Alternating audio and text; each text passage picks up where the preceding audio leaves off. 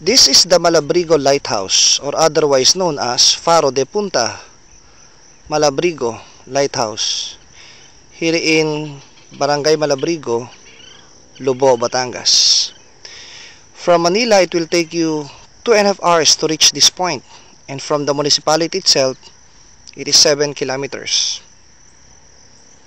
The Malabrigo Lighthouse was built 1891, but it was finished by a Chinese contractor on 1896.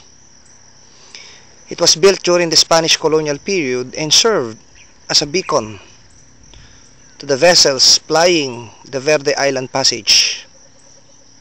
It is one of the tourist spots here in Batangas, particularly in Lobo, Batangas. There are only 2 lighthouses famous in Batangas. The first one is in Calatagan, and the second one is here in Lobo, Batangas. Again, the Malabrigo Lighthouse in Lobo, Batangas. It's more fun in the Philippines. It's more fun in Batangas. Bye guys.